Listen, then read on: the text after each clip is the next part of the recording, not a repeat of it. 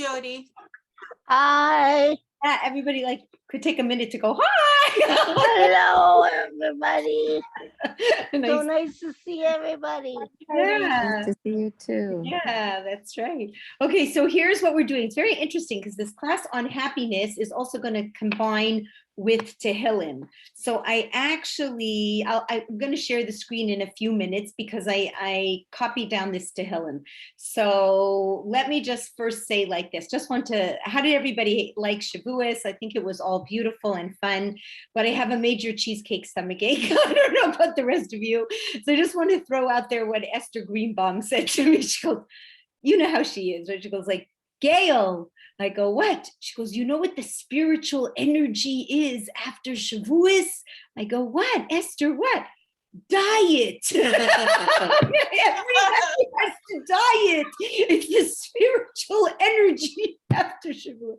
Okay, so then I was listening to this cute story about this Rebbe, it was like a grade 4 Rebbe. So he wanted to get the class to warm up to him. So he just wanted to be very funny and human. So he walked in and he said, okay, boys, we're going to start the year. I just want you to know I have a stash in my desk. And they're like, what do you mean? Like, Rebbe, what's a stash? He goes, a stash of candies and chocolates. That's my diet. Like, I only eat candies and chocolates. That's what I eat all day. So the kids are like scratching their head, you know what I mean? And then later, when it was lunchtime, they came back into the room. The Rebbe's ate the lunch in the room. So they came in to check on him, right? So they knock at the door, he opens the door and they look on the desk and it's only like vegetables and fruits and tuna. So they say to the Rebbe, like, Rebbe, you told us it was only chocolate and candies. He goes, listen, sometimes I can't help myself and I cheat. I thought that was a great line, so I think I'm going to use it. All right. So if you guys ask me, it's all cheesecake and eggplant parmesan beyond the was. Okay. And sometimes I'll cheat and I'll eat, whatever normal food. Okay. Anyway, just thought that was cute. Okay. So now we are about to go into this concept of happiness. Okay, so just for us to be real about it, like when we go around and it's like, I'm not happy because of you, and I'm not happy because of my mother-in-law, I'm not happy because of the weather, and I'm not happy because, what happened in my house, and I'm not happy, blah, blah, blah, and we give 1,000 becauses. What's the danger of that? Like, this is a really good thing to keep in your head, this concept. Why is it so dangerous to hand your happiness over to your mother-in-law or to your, condition of your home, or if you stayed on your diet or you didn't, or why is it such a dangerous reality, the way we do that? I think only you can make you happy. Yeah. Yes. And then it's the people or other things that surround you that certainly can improve, but only you can make you happy. And I think it's a choice. Right. Okay. So this is a very, very important part, because imagine thinking about it. Imagine really saying, it's my mother-in-law who makes me happy. So it's like, she holds the little box with your happy button. I wouldn't want to give it to her. Okay. Would you want to give your happiness control to your boss? Do you want to give it to the weather? Do you want, if you stop in a sec, think about it for a second, you don't really want to hand that over, do you? Do you want it handed over? Never. God forbid, if it falls into the wrong hands, so to speak, you're finished. So that's why Hashem says, no. The person in control of your happiness is you. So it's it's actually a very interesting visual, to actually visualize, I have this little box and I'm the one who presses the button, nobody else. Right? This is off limits to the rest of the world. This is my button. I'm not going to let my husband dictate it. I'm not going to let my kids dictate it. I'm not going to let my boss or my circumstances or anything else. I am the one in control of this happiness box. Now that's a game changer. That's a game changer. So it's a really good way to kind of think about it. So now, what we're going to learn today is it's interesting. If you had to look at all the biblical characters out there, I'm asking, we know Abraham and Sarah and Rivka and Yaakov, and all these biblical characters that right? Who would you think is the happiest biblical character?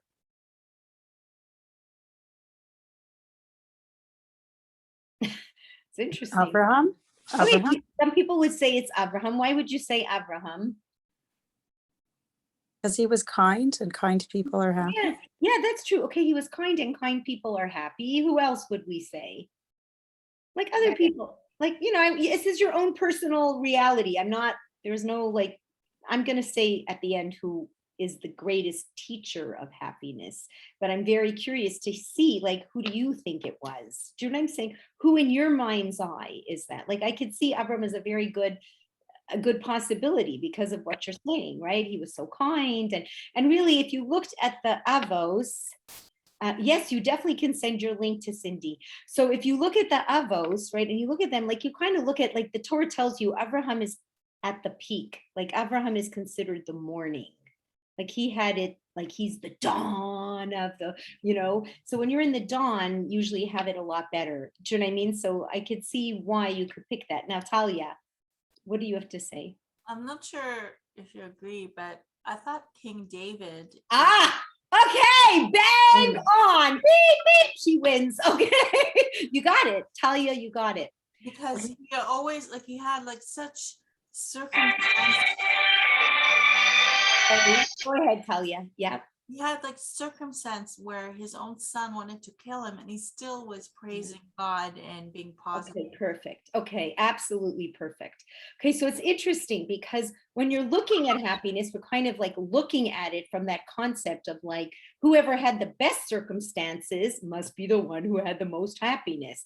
But the reality is, like, because I believe amuna, bitachon, and happiness are very, very one, the person who had to have probably the most amuna and bitachon is the one who writes the most about happiness.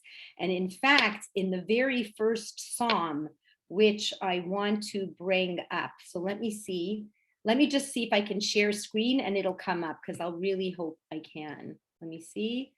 Yeah, I think I got it. I'm getting a little, Baruch Hashem, getting better at this. Okay, so do you guys see it? Can you see it, everybody? Okay, good. Okay, good. It says that you can. Okay, so in this very first psalm, it's very, very interesting. It's David HaMelech is teaching you how to be happy. Now, if you look in the Chumash, the last words in the Chumash are Ashrecha Yisroel. Ashrecha is the word for fortunate, happy. Like, so at the end of Devarim, like Moshe is summing up the whole Torah, and he's saying, yeah, it wasn't an easy trip, and it was 40 years of all kinds of stuff that was going around. You should know, like 38 of them were really pretty good. Okay, all right. So there's like a big blank spot, when my husband was doing he was teaching us all about the parsha. It was very interesting to look at it. Like 38 years was like not too much was happening. Okay, so which was good. Okay, but what was going on here? The last words are Ashrecha Yisrael. And we are extremely fortunate. We are extremely happy. We have the Torah. Nothing could be a better gift than that. Like, that is the world's greatest gift, the world's greatest treasure. And then it's interesting because David HaMelech picks up with that. And in his first psalm, he writes Ashrei Ha'ish, like fortunate, happy is the man. Do you see that? It is such an interesting idea when you think about it, right? Such an interesting idea. So we're picking up from this happy at the end of the Torah, happy that you have me. Please, if someone has to mute, please mute, okay? Please mute if you have to mute, okay? And I just want to welcome Cindy Tobias. I'm so happy. I think we just let her in, and I'm just so happy she's here. Okay, so do you see what I'm saying? Yeah, there's Cindy. Okay, so do you see what I'm saying? Okay. All right. So if you see what I'm saying, like, it's so beautiful to think, right? So we're going on this happiness journey. Now, why is happiness a journey? Because it doesn't stand still. All right. Some days you feel happy, some days you don't. Sometimes your happiness is circumstantial, like, whoa, this is the best. I just got engaged. What could be better? And then the next day you have a flat tire. All right. So like you could see it, like, it can move. And even when nothing happens, sometimes you just wake up and it's like, I got to fight for my happiness today. Okay. So I think this is all very important to us. And I think we all have to learn from someone like David HaMelech, because what Talia said, Talia said the truth. David HaMelech's circumstances, like if you would go on the streets, okay, for a minute, we're going on the street. I'm going to interview you, okay? So unmute. I am interviewing and I am asking, what gives you happiness? Okay, so unmute and be real, okay? So don't just say, oh, being close to God. Like, let's go on the street and be a real person out there, okay? We're not us. We're not these amazing women sitting and studying. We're the average schmo blow out there. So what's the average schmo blow going to tell you makes them happy? Okay, I feel bad because I probably can't see everybody. People saying good morning or wishing them back. Okay, so having friends, all right? So I guess some people would say like having friends, yeah? That would make you happy, right? Okay, what else? What else would the world say makes you happy? Money. Money, oh, 100%, okay? That's 100%. Anything else? Power. Yes. Okay, you got it. Money, power, that makes sense. You know, lots of friends, popularity, Talia. I love walking outside when, especially after the rain and the, Okay, that's beautiful. It's like a more spiritual, you know, I like to be outside in the rain. Okay, beautiful. All these things are beautiful. There's no doubt about it. When you look at David HaMelech's life, right, it doesn't add up, okay, to any of those things. He did not have friends. He had a lot of enemies, people chasing him all the time, people not wishing him well, people actually cursing David HaMelech. He really didn't have it well. It wasn't easy for him to just go outside and enjoy the weather because he is running away half the time, right? He has his own son rebelling against him. He has Shaul HaMelech going against him. Like, he doesn't have, a lot of people, if you would have asked what's happiness, they would have said family. He didn't have a family that really looked at him with any honor or respect. They looked at him as he could have been an illegitimate child. They always tried to make him stand away from the family, not part of the family, put him as a shepherd way in the field, you know, where animals could get him and nobody has to know what's happening to him. Do you know what I'm saying? So if you look at the world and you look at David HaMelech's life, these things don't add up. So what's David HaMelech teaching you? Here he is. I am a very happy person, says David HaMelech, even under all these incredibly bad circumstances. So what's the message he's trying to tell you? And I'm going to share with you the way to be happy under all circumstances. So what's he trying to say?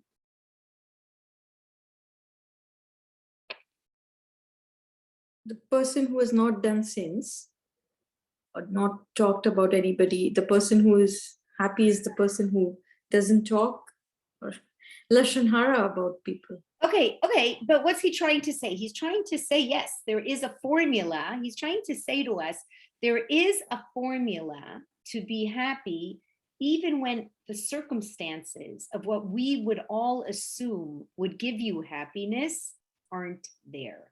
That's what he's trying to say. Because a lot of us are chasing these circumstances. We're thinking like, if I only had money, if I only was popular, if I only, you know, looks good, if I only had this house, if I only had this car, right? And you've got a world out there teaching you this. Like, if you only buy this shampoo, you would be happy. If you only wore this, if you only use this mouthwash, you would be incredible. If you only, you know what I'm saying? Like, it's out there teaching you that. And he's telling you, I lived a life that was the opposite of happiness in those views. Okay, I didn't have these things, and yet I am happy. So what I want to do is I want to share with you this formula. That's what he's telling you. So he's saying right here in this very first Tehillim, he is trying to tell you, okay, so number one, you want to be happy. Let me set you up. He's telling you, set your circumstances up in this way. Because this much of life you can control. This is what he's saying. This much you can control. So it's just interesting. So let's see what he's saying that you can control. What can you control? So it says, Ashrei ha'ish asher lo halach ba'atzas risha'im. So what does that mean? Happy is the man who has not followed the counsel of the wicked. Okay. What else? Or taken the path of sinners, or join the company of the insolent. So what is he, that's like, okay, what's he trying to say here? What's he trying to say here? What's he trying to tell you? Like, if you want to be happy, first and foremost, do what? Be around people that are not going to pull you to your Yetzer Hara. Okay, absolutely amazing, Jen. Okay, yeah. He's saying, okay, first and foremost, set your circumstances, choose your friends wisely, choose the company of people you are with wisely, right? Like, think about it. Does this make sense to you or not? Yes, you should know a lot of the Torah is devoted to this concept. Sur me ra, stay out of mischief. Okay, you have And also be happy with yourself. Okay, yes, be happy with yourself, because you're going to find out how you're going to be. Jody, excellent. Okay, you're going to find out how you're going to be. Like when we were all, I hope we don't have this problem anymore, but like remember, especially, the catty girl thing and the high school thing and the cool group in camp and the cool group here and the cool group there. And how did you always feel? Oh my gosh, I want to be part of them, right? Like a lot of people it's really sad. Like these bully groups, sometimes people want to be with the bully group, not because they feel like these people are good for them, but they're scared. And if they're not with the bully group, they're very worried that they're going to be bullied. Okay, so like David Melch saying right from the get-go, now we're mature adults right here, like stay away from these people. Don't let's see, who are these people? Because if you take a look, right, there's 3 different ways of describing these people. Okay, so counsel of the wicked are people who intentionally want to do wrong. Okay, anybody know those types? Like they don't care. They don't care. It's all about them. The world revolves around them. If it hurts you, big deal. Okay, they don't care what they do to you. It's about them, their feelings. They have to have the last word. They have to tell everybody what to do, blah, blah, blah, blah, blah. And they could not care less. And they really couldn't. So you know what? These people are very harmful. Stay away. Do not follow them. Don't listen to a lot of garbage out there that we are being brainwashed with, completely brainwashed. All right, I don't know if we're understanding, but we are becoming so brainwashed that we're afraid to say anything because, oh my gosh, is it politically correct or wrong or this or that? And it is wrong. Okay, it is wrong. And my daughter was listening to something. She was telling me it wasn't normal anymore. It was completely not normal. Like, a teacher was like, the kid was a 4-year-old and the kid was said that they want to be a wolf. Okay. They identify as a wolf. Okay, can you imagine a 4-year-old telling you they identify as a wolf and you're taking it seriously? Like the teacher's going, if you really want to be a wolf, and even when you grow up, you want to be a wolf, you can be a wolf. Like, is that normal from a 4-year-old? Like, what are they going to do? Like, give him an operation to grow furry ears? Like, is this like getting out of hand? It's getting completely out of hand. Okay, so no, we do not have to follow this counsel, and we do not have to say that we agree with telling a 4-year-old that yes, you really are a wolf. There's something called imaginary play, and I don't encourage your imaginary play to substitute for reality. And I do not say just because he thinks he's a wolf in this minute and point in time, that makes him a wolf. No, makes him a pretend wolf, not a real wolf. Do you know what I'm trying to say? We got to be really careful. And if we're going to hear all this stuff bombarding us, before we know it, we're not going to know how to think straight. So it's saying, do not follow the counsel of the wicked. There is a lot of stuff out there that is really completely the antithesis of what Torah values as life. And we have to be careful, okay? Now, or take in the path of the sinners. So what's the sinners? The sinners are not people who are intentionally, they're wicked, beshita, like, this is their stance on life, to be wicked. No, they're not that type. They're just more like, they're careless. They don't really care. They don't really have a direction. It's an accident, you know.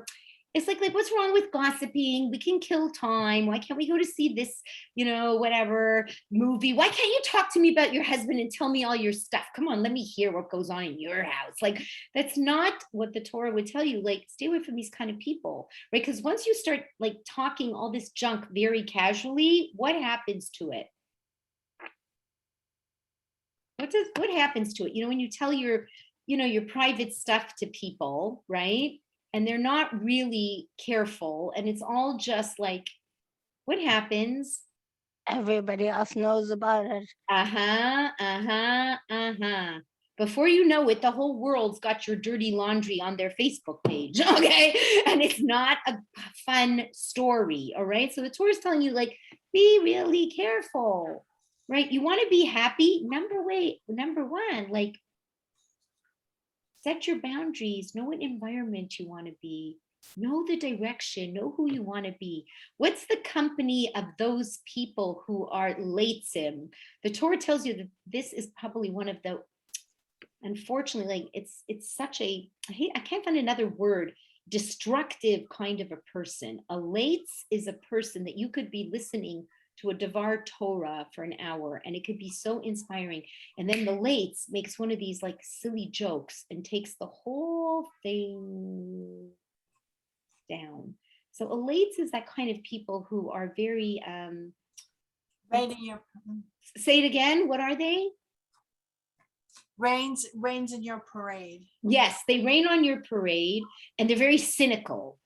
You know, the cynic, like you finally are in this good, happy mood, and you're like, oh my gosh, and my husband bought me these beautiful pearls. Yeah, at Dollarama, like he always does. You know what I mean? You know, those types, like, so so the Torah is telling you, stay away from these people. Like, number one, sur meira. Okay, does it make sense to you? Everybody understand this? Okay, the Torah tells you this is the way to move forward. Okay, so sur meira, stay away from these people. Let me just see if there's anything else that I wanted to say. Okay. Okay, because it's just an interesting idea. This is an interesting idea because when it says over here, we're going to go back up to this. Ashrei ha'ish, right? Asher. Okay, so this ashrei, when you put a yud at this, happy is the man. It's like a plural of happiness. It's like all around his whole view is a happy view. And this is what David HaMelech is trying to get us to. I forgot this little part and it's important. Okay, here's what David HaMelech is trying to get us to. So let me explain, all right? So the Medrash gives you an example. Okay, so here's a person and they have something stuck under their nail, okay? And it's bothering them, it's nudgy, it's painful, it's not fun.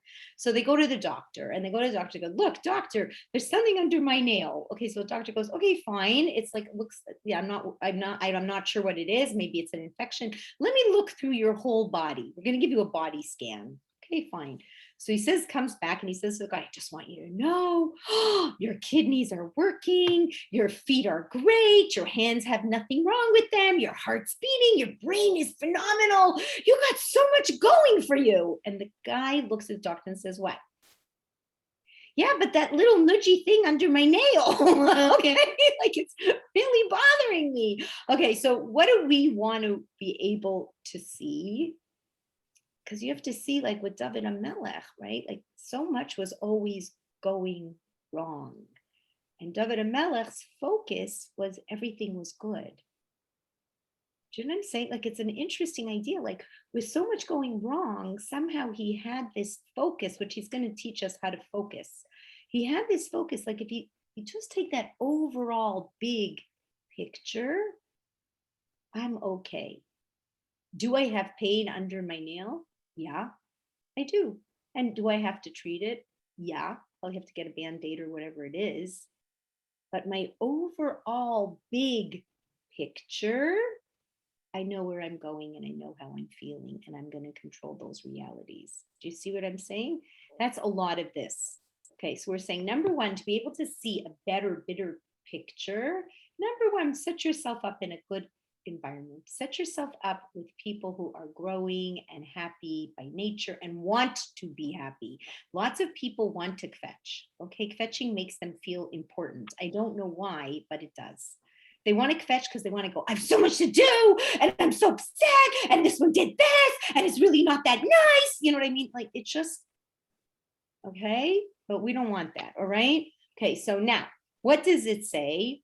Or you can't always choose that. Like you can't always, there's people in your life who you love and who are there to vent, and you're the person they come to vent. So I think that if I could just say at this point, everything I've learned from when I read Tehillim, like from David HaMelech, it's that he's always talking to God. Like everything he's, even when he's beseeching God, even when he's like in real troubled times, right? And he's just always Conversation, yeah. It's either praising or questioning, but there's always that relationship. Right. So how do you put that together with what you were saying at the beginning? Like, how do you match that up? You're right. There are like, I was surprised nobody asked me that question because it's a good one. There is a like Sur Meira, when I'm telling you here David HaMelech is saying you've got this real free will choice here. Hey, don't hang out with these types. That's all. These types are not good for you. They're going to take you down. Stay away. Right now, you're saying sometimes you might have this type in your family. Is that what you were trying to bring up? Right. So then I remember a lady coming into the bookstore and she asked for, because we have a family bookstore called Willow Books, and a book, how to deal with negative people, but not becoming negative, or staying positive and dealing with negativity. And so that we're all, and that's where the gift of your connection to God is. And maybe you have to ask God for support, or seeing the good in that person who's venting. Right, or limiting that person, using, like, you know what I mean, trying to keep that person in your life in small doses. Do you know what I mean? Recognizing like their negativity may be not coming from a healthy place. Do you know what I mean? That kind right. of I think environments, and like, when you see like this with the friends that our kids choose, I remember being little, my mom saying, I remember being told I could not play with a certain person. And I really paused. They really caught my attention. Like, what is it about this person that my parents really didn't like, and yeah. Okay, so all those are all good like strategies. Okay, good. Okay, very, very good. So now, okay, so we got this idea. Now let's move on. Okay, so for instance, like this is an interesting idea. Like somebody was talking, two friends are talking. Okay, so one friend says, I just want you to know, I get so much nachas. I go to these, I see my kids and I'm so happy and it's great and I'm so proud of them. But it doesn't take away from my one son that I can't, like I just can't get over. He was just such a failure. So I can have a lot of nachas, but I still have this one son who just makes me so miserable. Now, what do you say to that? What do you say to that? These are really not simple stories, right? So here's where David HaMelech is saying, no, you got to take a bigger picture to that. You have to take a bigger picture to that. That's what we're trying to find out today, because all of us have that. We can all have these like amazing things in our lives that we're so happy about. And then we've got these things that like can, cause a lot of pain, right? So the question is, David HaMelech is trying to tell you, no, you need this big view, right? And you have to stop, because this is how we are. Like she's saying, yeah, I notice the stuff I do have, but I can't stop noticing what I don't have, right? And that's not taking away. One isn't seeming to make the other one feel any better. So that's what we have to understand.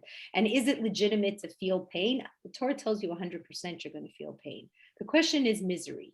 Okay, I know that sounds like such a funny line, but that's what the Torah is trying to tell you. To feel pain is real, but the idea is to avoid misery.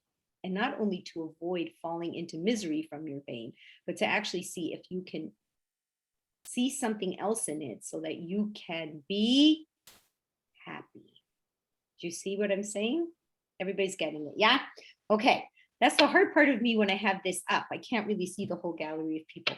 Okay, so that I think is an important thing for us to know. So number one, we're setting up our environment, okay? And we are going to stay away from evil. And in fact, when you look in the Torah, and okay, shout out how many mitzvahs there are in the Torah.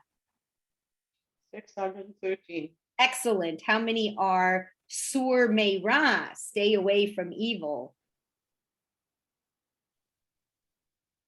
365. How many of them are do good? 248. So what does that tell you? It's 365 say stay away from evil, don't do this and don't do that. And 248 say do this. What is it telling you? You can do not a mitzvah for 30, 100, 365 days. Right, 365 things, right, that you should be staying away from.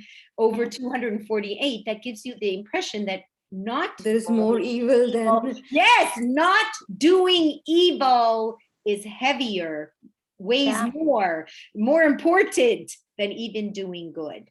Okay, so this I think is very important for us. Like I don't think we understand the influence of things around us. Do you know what I'm saying? Like we're not appreciating it. Just like all this stuff that's so negative can influence you, positive things can influence you more, but negative can also influence you, but negative seems to be very heavy and very influential. Okay, so we got to be really careful. Okay, so now let's see. Okay, so let's see what the verse 2 is. Okay. Okay, 2. So what is the thing that we should do? Okay, so we're saying, okay, God, we get it. We're going to pick a nice, good, kosher environment. We're going to be with the right people. So what is this right people? So it says here like this, rather, right? Rather, what should you do? The teaching of the Lord is his delight, and he studies that teaching day and night. That rhymed. Okay, so rather the teaching of the Lord is his delight. What does that mean to everybody here? What does that mean? to learn the Torah, to have happiness in the learning of Torah. Okay, yeah. So what's the Torah trying to tell you? You know what? You don't want to be a ship that's just like, I remember once trying to kayak with my, I remember I had my own little kayak. I couldn't stop going in this like circle. Everybody else somehow knew how to figure out how to go down that way. I was just going round and round and round and round. Okay, so it's going in a big circle. So Torah's telling you, okay, number one, you don't want to be a wicked person. So what do you want to be? You want to be a good person. You want to be a good person? Delight. Be joyful in these beautiful ideas that you find in the Torah. Does anybody feel that way? Do you feel happiness when you're learning? I mean, for me, it's the great, I don't know, I feel like Definitely. it's the greatest pleasure of all. Okay, so where is it? Where's that happiness coming from? Why is it that we're feeling such delight in this? Like, I'm being honest. What's going on here? Right? I don't feel the same delight when I'm learning math. I can tell you that much. Okay, Talia.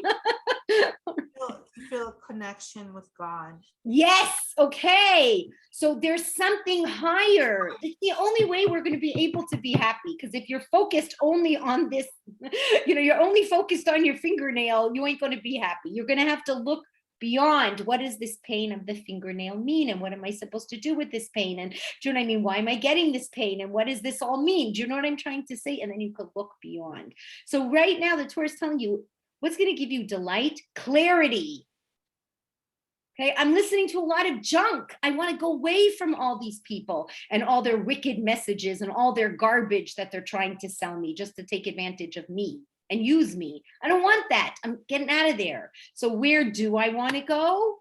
I want to go where I'm going to get clarity and where I'm going to feel delight and where I'm going to feel like I have meaning and where I'm going to feel like I have purpose and where I feel like Hashem is looking at me and saying, you matter. And I need you, and what you do makes a difference. And you could bring, like, you could just be sitting here and doing a mitzvah, like learning Torah. You're rocking the world. You're sending all these incredible positive angels. Do you see what you're doing? So that's why you want it. Like, this is your delight. And he studies that teaching day and night, and it becomes his Torah. Okay, so for you to just study Torah, that's really nice. Like, like it was nice, and I really enjoyed like learning the names of the parsha. Like it was nice. And my husband was saying, like every time we were saying the word Bereshit and Noach and Lech Lecha, like we were putting all these positive spiritual energies. But now I got to really study it, and I have to make it mine. And it's very, very funny because it looks like such a little simple thing. Like, what was my husband doing? Making us memorize 54 names of parshas. Now look at Mrs. Hoffman of blessed memory. Those 54 names of the parshas saved her life in the Holocaust. Those 54 names of the parsha became hers. And when she was pretending she was a non-Jew, remember she told the stories, and remember she pretended that she was a non-Jew, and now it was Christmas.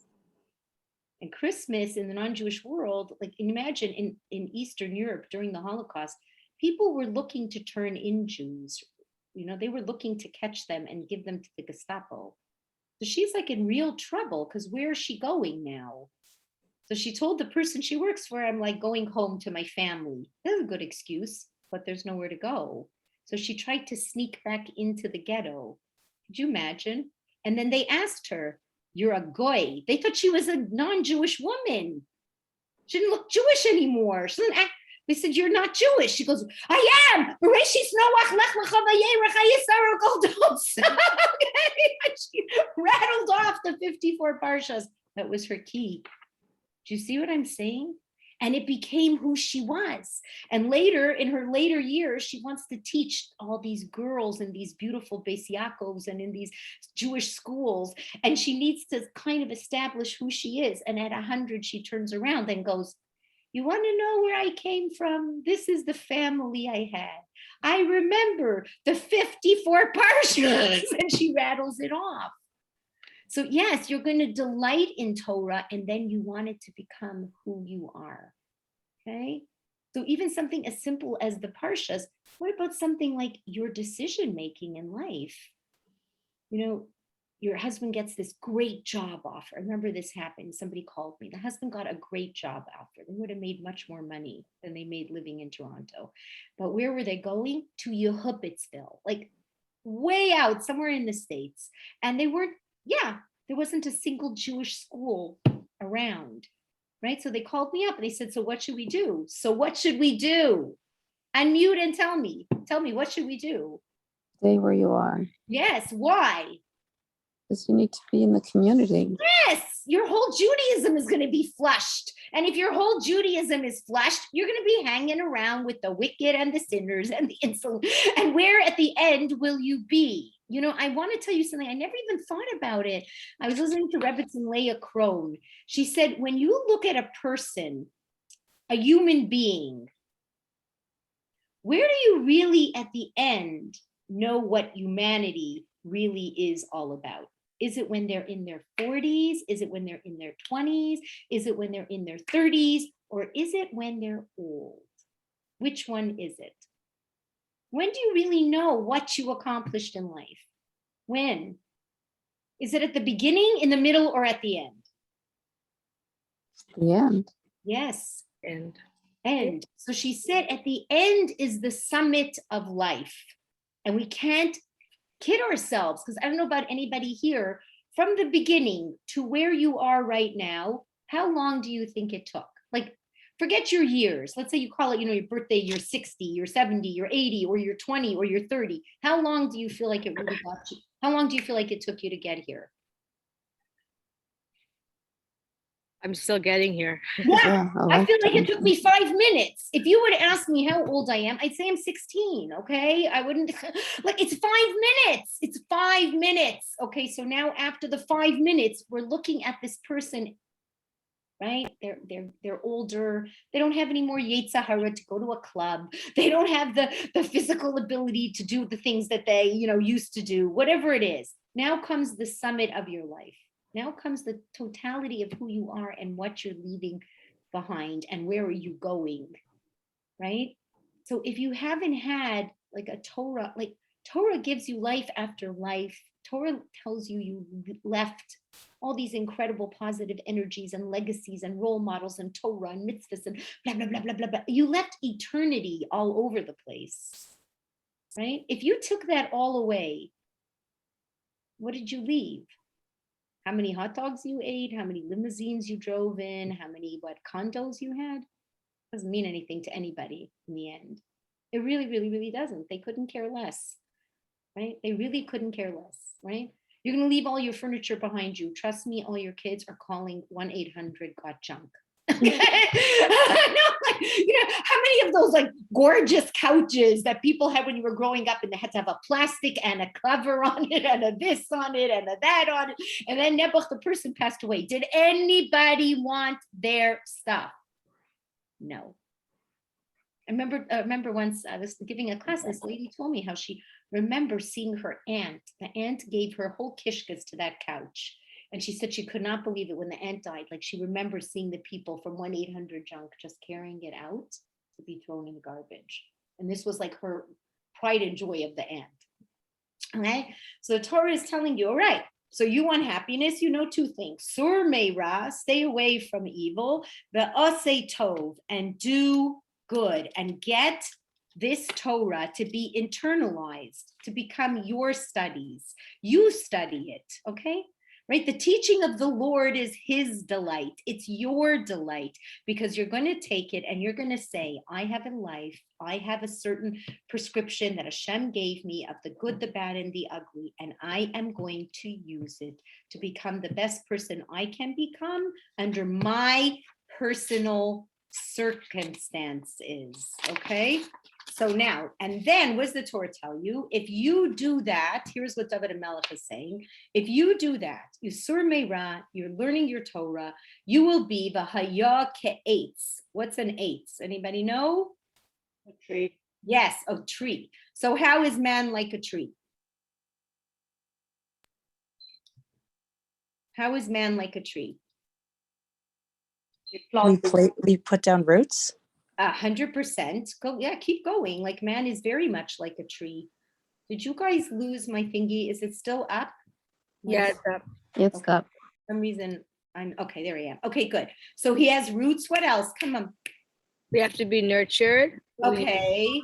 What else? We can reach for the sun, reach for the light. Yes, which is like Hashem, right? We have to reach up. Good, good. What else? The stronger the tree, the better the fruits. That means Yes, okay, good, like good. And if it's very rooted, if you're very rooted, you're not going to sway in the wind. You're not going to fall apart. Your borei pri ha'etz, we said that it's for children, right? You have on your good deeds, borei pri ha'etz, good deeds and children. Okay, beautiful. So he's saying like this. Okay, now he is like a tree planted beside streams of water. That's like a willow tree. Yes, okay, like a willow tree, beautiful, okay, and it's streams of water, so it's more than one stream, it's two, okay, so it's two streams of water, and this tree, that's us, we're planted, if we are going to be like this, if we're going to take delight in the Torah, we're planted at the tip of those two streams, okay? So now we want to understand what's going on, and if we do that, we will yield fruit in season. What does that mean? What does that mean that you will yield fruit in season? What does that mean to you? In the right season, the harvest will come. Like when Yes, you're yes. you do the work, you reap what you sow, and then Yeah, and you'll get what you need. You'll get it at the right time. You know what I mean? You'll Right be time. productive when you need to be productive. You'll have, you know what I mean? These beautiful ideas. Okay, and whose foliage never fades. What does that mean? If you have Torah, I'm going to be honest, like when you look at these great Gedolim that died in their, close to 100, you look at even these two Holocaust survivors who died this year, Mrs. Hochman and now Mrs. Schwemmer, right? They both were close to, Mrs. Schwemmer was close to 99 and Mrs. Hochman was 100. Did you feel like she faded? No. I think she had more energy than us. She had like such a spirit. And the same with this other one. They both did. They never faded. What did they have? They always had emunah and they always had bitachon, and they used it throughout their life. They never, like, what did they both say? Their biggest mantra was never, ever lose hope. You always believe, like, you know what I mean? Emunah and bitachon, Hashem is there. He's going to help you. The situation doesn't have to necessarily change. It's your mindset. Do you know what I'm saying? That's the ikr. because it doesn't matter what I have in circumstances. I could have great circumstances and just see everything negative anyway, okay? And whatever bit produces thrives. Okay, now if you look at this word, this is a very, very word thrives here. In Hebrew, it's yatzliach, which is like success. So we really need to talk about this, because we can find a lot of people that, they're very good and they're at the stream and they're taking in the Torah and blah, blah, blah. But it doesn't mean that you always think that everything that they do is success. So we need to understand what's going on here. What is success? Okay, so let's take a look. Okay, so he is saying, very interesting, when you look at this word also, shesu, I can't see it so well because I don't have my glasses on, but shesul, is it shesul?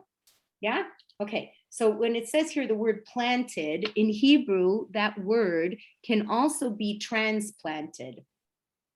What's the difference between planted and transplanted? A plant comes from a seed, like a source, and a transplant is like it comes from already has roots, and it already has its own. It's coming from something as a secondary source. Okay, so transplanted. Okay, so planted is in a way like Hashem can plant you anywhere in our lives, like we're planted. Right? David HaMelech was planted into that family, planted with this son who rebelled against him, planted with this whole issue with Shaul HaMelech. These are not things that David HaMelech asked for. He was just planted, right? But then he can take that reality of where he is and transplant. Okay? So you can transplant yourself. So what's going on? So here, what's happening is what we're saying is that sometimes in life, like you're going to be dealt not an easy hand. Okay, so you're dealt the hand of challenge. That's what was like kind of planted. Right? You didn't have much of a choice. You didn't ask Hashem for this. Okay, this is where he put you, and now you are planted. Right? So the question is, where do you want to go from there? So usually this is what they're saying will give you happiness. You have to have a goal. You have to have a goal. So I've got all these feelings, I've got all this challenge, I've got all this, I'm feeling miserable, I'm feeling this, I'm feeling that. What's my real goal on being on this planet? What's my real goal? To serve Hashem. Yeah. So when we talk about to serve Hashem, you want a connection, right? That's why you do this. This whole service of Hashem is really for your benefit, not for God's. It's really for you, right? Because when you serve Hashem, you do what we said before, your neshama gets pumped, the real essence of who you are, the eternal part of you is filled. When you serve Hashem, you connect to Hashem, you become more godlike. Like it's just this big picture of a mission here. So that's what's going on here. You're going to look at your challenge, and now you're going to ask yourself, how can I use this challenge to move me to a place that's closer to Hashem? And that's what David HaMelech did every time. He didn't take his challenge and, run away from his challenge or scream at his challenge or be angry at his challenge. Was he hurt? Yes, 100%. There's no doubt about it that he had feelings. He's very human, and he talks about that to all of us. But then he says, you know what? I'm not going to stay here and wallow. I'm not going to stay here in misery. I'm not going to get into what they call yeush, which is an incredible low, depression. I said, I'm not going to do that. I'm going to take this because I've learned Torah and I understand that anything is happening to me is happening from Hashem. So now I got to take that reality and I got to ask myself, I don't want to stay rooted and planted in a negative place. I'm going to have to transplant myself. I'm going to have to take one step forward. I'm going to have to do the next right thing. And when I do that and I use that challenge to get closer to Hashem, that's going to give me happiness. That's what he's saying. And you will see, many people who, many organizations, like Danny with Kathy Laszlo, so many people who were planted in a really negative place, like having children that were really not well, really sick, and really it's so hard. And then you take it and you say, no, I'm going to take this challenge and I'm going to use it to bring good to the world. I'm going to use it to make the world better. I'm going to share with it. I'm going to this, I'm going to that. It's a whole different ball game. Do you suffer through it? Yeah, like no, I'm not like, nobody can say, you know, then you never have that bad day again. Like that's baloney, right? We're going to go up and down, up and down. That's what David Melch's saying. You're going to feel this, like you're going to go up and down, up and down. Keep taking yourself and transplanting yourself with purpose and focus and mission, right? To that better place. And anyone and everyone 24/7 under whatever condition, whatever Gehenna you're in, you can always use it to get closer to Hashem. Like it's very similar to what Rachel said, like what was David Melch doing all the time? It was a conversation. Do you see what I mean? He transplanted himself from this negative conversation into a positive conversation and connected to Hashem. Even if that positive conversation is this, help me, I can't do it on my own. Help me, I need you. Help me, I know this was not a random reality. This was on purpose. Now let me, Hashem, let me make the best out of it. Transplant me into a better place. Okay, so yeah. Okay, Talia and then Rachel, okay? And I don't know if there's anyone else. Okay, so Talia. Yes, I have a comment. You know, for example, when you say he was put to be a shepherd with wild animals, I think he practices slingshots and killed the animals to protect himself. So it became a very positive thing because he saved Israel. Yes, beautiful. With this, and there's an expression that actually is similar to your idea. I think it's called from lemons make lemonade. Yes. Okay, yes. So the lemonade that you can always make, this is the thing, like sometimes you're like in a situation, you're like, what can I do with this already? Like, what can I do with this? So let's say you're having a hard time. Like it's interesting, like you see how the Jewish people have worked out. They're the most amazing nation in the world. So let's say right now people are having trouble finding a shidduch. There's a shidduch crisis. People are just having a hard time. So they started a whole organization. It's called Adopt a Shatchen. Okay, I don't know why they called it that. What's Adopt a Shatchen? You are going to become, it's like a positive way to look at this. I'm going to become a Shatchen for someone, and they're going to become a Shatchen for me. How? By praying for me. For 40 days, they send you this prayer every single day with this blank. They send you the prayer of someone to pray for, like I'm looking for shidduch for my son.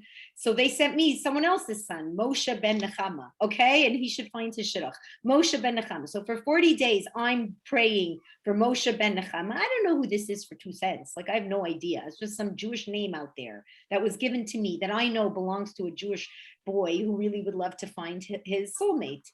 And I spend 40 days praying for this Moshe ben Nechama. I'm trying to, and you know, and she is doing the same for me. Like, you know that I don't know who this is, but I'm feeling so close to them, right?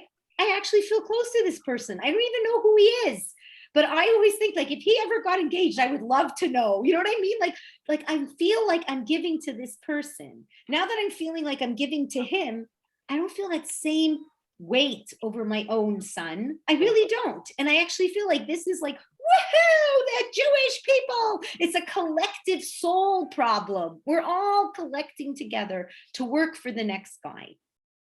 Like, Ashrecha Yisrael, how fortunate can we be? I'm being honest. How fortunate can we be? Okay, so this is like this idea. Okay, so it's not even, so the lemonade idea is that I always know, like sometimes you don't know, how do I turn this into lemonade? Okay, simple. David Melch saying simple. Stay focused on your goal. Your goal is to get closer to Hashem. Your goal is to make the world a better place. Stay focused on this. And that is how you will make, like, you know, Rachel, look at your daughter. Like, look at Hannah. Hannah took so much of pain and like flipped it. She wrote a book and she did a million classes and she, do you know what I mean? Like, what doesn't Hannah do, right? You know what I'm saying? So that's a perfect example. So she could wallow and you always have your choice. You have your choice. You could wallow in your misery. You really can. No one's gonna stop you from wallowing in your misery. The world wallows in misery 24/7, right? So you can wallow in your misery, or David Melch is saying, I'm gonna give you the way to feel better, to take your realities and make them that much better. I am not looking at a clock because, so what time is it? Like everybody just tell me. Oh, 9:20. Okay, so we have just 2 seconds. Is Jody there? Yeah, Jody, do you have the thank you prayer? Because I would. Yes, I do. Okay, Yes, so I good. do. Okay, so we didn't get, like, okay, so that's what, I just want to see if there was anything else I wanted to tell you in this little area. So this is a lot to do with focus. Now, sometimes you could be so down and for a while you can't focus. So guess what? Torah tells you, you need some time, you need some time. Don't stay down there, right? Your parents pass away, you mourn for a year. After a year, you got to move your focus. You can't be sitting around and yes, you can miss them. Yes, you can this, yes, but you can't give up. Do you see what I mean? Right? That's what I'm saying. So here we're looking at that reality. Okay, so reality is where you are, where you want to go, and how I'm going to work with my challenge. And therefore, here's the end. It was very odd that he said 2 streams. Most of the time you would have said, okay, it's a tree planted on a stream. Like, why is it streams? What are the 2 streams? The 2 streams of our lives are always going to be the physical part of our life and the spiritual part of our life. Okay, the Torah says plant yourself right on the tip of both, because you're going to have to take the physical part of your life and you're going to have to imbue it with spirituality, right? You have to harness it. It's not that we don't live in a very real world. And it could be sometimes you could have so much pain, you might have to harness it with therapy. You may have to harness it with some medication. You may have to harness it with a whole bunch of things and still be able to go forward. It's not that I'm telling you like, okay, it's all gonna be good. I'm gonna open my chamesh and all my pain goes away. No, it's not gonna be like that. This is going to be a real journey, but you're going to be rooted in this. Your roots are in this. Your roots are in this, then you're a tree that can stand tall. Your roots aren't in this, then a challenge can come and it will knock you, and you will not be able to stay focused and smile and do the next right thing. Okay? So is it okay, Jody, you'll read for us and we'll all say it with you? Absolutely. Okay, like what can we do? Like Jody is our hero. There's no joke, okay? No, I'm not. Yes, you are. Okay. Okay. You need to stop recording, right? Okay, thank you. Okay, wait 1 second. Oh, wait. So first, let me do this. I should stop sharing, right? So how do I do that? Okay. I feel sorry for you guys. You have to have so much patience with me, but that's good. Okay, that's a good thing. All right. So stop share. Perfect. Now I have okay. Baruch Hashem. Then stop recording.